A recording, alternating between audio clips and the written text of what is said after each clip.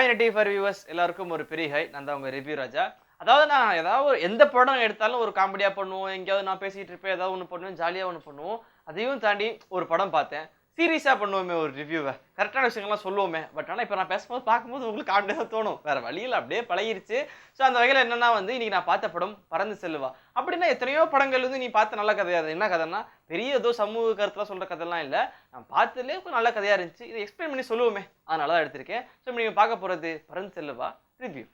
படத்தோட கதை என்னன்னு பார்த்தோன்னா, நம்ம படத்தோட ஹீரோ லுக்ஃபுதீன், அவர் நம்ம நாசர் சாரோட பையன். அவர் எடுத்த உடனே வேலை கட்டி சிங்கப்பூர் போயிடுவார். சிங்கப்பூரில் இருப்பார், சதீஷோட ஃப்ளாட்டில் இருப்பார். இவருக்கு நம்ம ஹீரோக்கு பார்த்த பொண்ணு எல்லாத்து மேலேயும் லவ் வந்துடும். ஆனால் அந்த பொண்ணுங்களுக்கு ஹீரோ மேலே லவ்வே வராது. இதை வச்சு கலாய்ப்பாங்க ஃப்ரெண்ட்ஸ் எல்லாம், உனக்கு மட்டும் லவ் வந்தது அவங்களுக்கு வரணும்னு சொல்லி கலாய்ப்பாங்க. இவர் கோவமாயிருவார், ஒரு பொண்ணோட உசார் பண்ணலையே, உசார் பண்ணணும்னு சொல்லிட்டு என்ன பண்ணுவார்னா, நம்ம ஆர்ஜே பாலாஜிட்ட போய் ஹெல்ப் கேட்பார். அவர் என்ன கேரக்டர் பண்ணியிருக்கார், என்ன பேர் பண்ணியிருக்கார், அது அவரோட பேரே செம்மையாக இருக்கும். உங்களெல்லாம் கேட்ட உடனே வா இந்த பேரா செம்ம, அதை மாதிரி பிடிக்கிற மாதிரி பேராக இருக்கும். நான் சொல்லிட்டேன்னா உங்களுக்கு போயிடும், நீங்கள் தியேட்டரில் போய் பாருங்கள். ஸோ ஆர்ஜே பாலாஜியோட ஹெல்ப்பில் ஒரு fake ID, Facebook ID open பண்ணி ஒரு பொண்ணு, அது என்ன சிங்கப்பூரில் இருக்க பொண்ணு, அந்த பொண்ணு பேர் என்ன, நர்லேகேன் அப்படின்ற ஒரு பொண்ணு. அந்த பொண்ணை ஃபேக் ஐடியா யூஸ் பண்ணி லவ் பண்ணுவாங்க. அப்போ என்ன ஆகும்னா, அந்த பொண்ணுக்கு தெரிஞ்சு கோவம் கொலை பண்ண வரும்போது இவங்க ரெண்டு பேருக்குள்ள பற்றிக்கும், லவ் வந்துடும் இவங்க ரெண்டு பேருக்குள்ள. இதுக்கு என்ன ஆகும்னா நம்ம ஐஸ்வர்யா இருக்காங்க இல்லையா, அவங்களுக்கு கூட எங்கேஜ்மெண்ட் ஆயிரும். கடைசியில் நம்ம ஹீரோ யாரை கைப்பிடிச்சார் அப்படின்றது தான் இந்த படத்தோட கதை. அது என்னப்பா பெரிய கதைலாம் சொன்னால், சூப்பராக இருக்குலாம் சொன்னால், அப்படி என்ன கதை அப்படின்னு கேட்டிங்கன்னா, இந்த கதை இதுதானா அப்படின்னு கேட்கலாம் நீங்கள். ஆமாம், பட் அதில் என்ன ஒரு பிடிச்ச விஷயம்னா, சிங்கப்பூரில் இருக்க ஒரு ஹீரோன், அந்த ஹீரோனை கூட்டு இங்கே நடிக்க வச்சு அது சிங்க் வாய் கரெக்டாக பேசி அதை நம்பியே ஒரு கதை கொண்டு போயிருக்காங்க. பார்க்கும்போது சூப்பராக இருக்குன்னா அது ஒரு கியூட்டாக இருந்துச்சு பார்க்கணும். அதனால தான் இவ்வளோ பில்டப் பண்ண கதைக்கு. அடுத்ததாக அவரோட பெரிய பலம் சொல்லியிருந்தேன், சிங்கப்பூர் ஹீரோயின் தான். அடுத்ததாக என்ன சொல்லணும்னா, அந்த படத்தோட ஹீரோ லுக்ஃபுதீன், அவர் அவரோட ஃபர்ஸ்ட் படம் இது. அவருக்கு ஃபுல் அண்ட் ஃபுல்லாக லீட் ரோல் பண்ணுறது. அவரோட ஆக்டிங் கேட்டிங்கன்னா கரெக்டாக இருந்துச்சு. அந்த ஒரு சுற்றி சுற்றி லவ் பண்ணுற பையனா, பார்க்குற பொண்ணு லவ் பண்ணுற பையனா ஒரு கியூட்டாக நடிச்சிருந்தாரு. ஆனால் என்ன ஒரு விஷயம் தோணுச்சு என்னன்னா, இப்போ அந்த காலத்துலலாம் வாய்ஸ் ஒன்று தருவாங்க, பட் மைக்கில் பார்க்கும்போது சூப்பராக பாடுவாங்க. அப்போ அந்த காலத்துக்கு போது அப்படி இருக்குன்னா, பட் இந்த காலத்தில் எப்படி இருக்கணும், லெவலாக இருக்கணும் இல்லையா.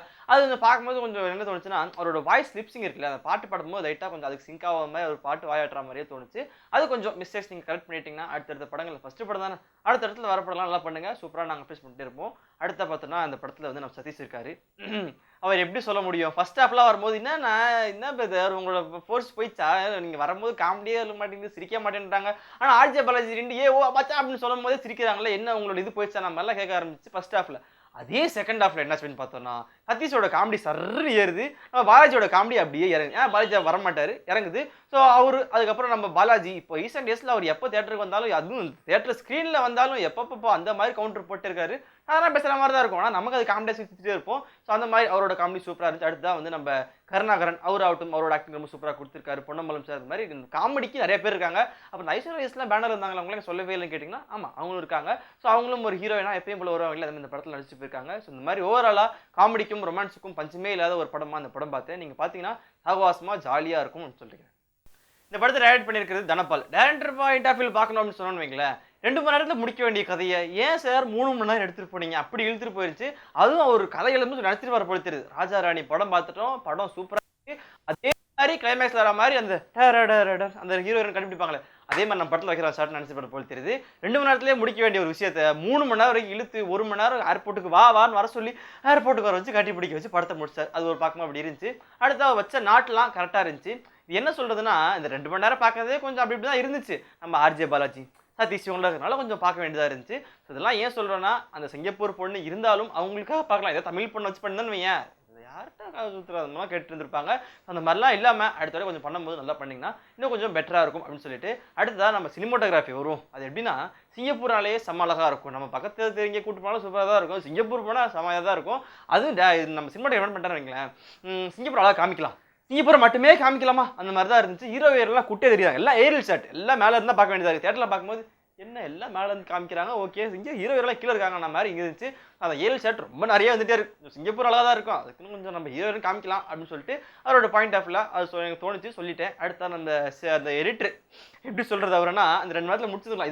இது எடிட்டரோட கணக்கா இல்லை டைரக்டரோட கணக்கான்னு தெரியல. ஏன்னா பார்க்கும்போது ரொம்ப ஸ்லோவாக போன மாதிரியே இருந்துச்சு. அது கொஞ்சம் கிஸ் பண்ணி கொஞ்சம் ஷார்ட்டாக கொடுத்து நம்ம பார்க்கறதுனா இது அவசரம் சொல்லிட்டு நம்ம வெளியே வந்துருப்போம். அது ஒன்று. அடுத்த சாங்ஸ் கேட்டிங்கன்னா ஒரு 2 பாட்டு நல்லா இருந்துச்சு, 3 பாட்டு ஓகே, பட் 2 பாட்டு கொஞ்சம் இம்ப்ரெசிவாக இருந்துச்சு. இன்னும் சிங்கப்பூர் அந்த பொண்ணு அது கூட ஒரு டியேட்டு. அடுத்ததான் நம்ம ஐஸ்வர்யா கூட பண்ணுற ஒரு வீட், இது நல்லா இருந்துச்சு.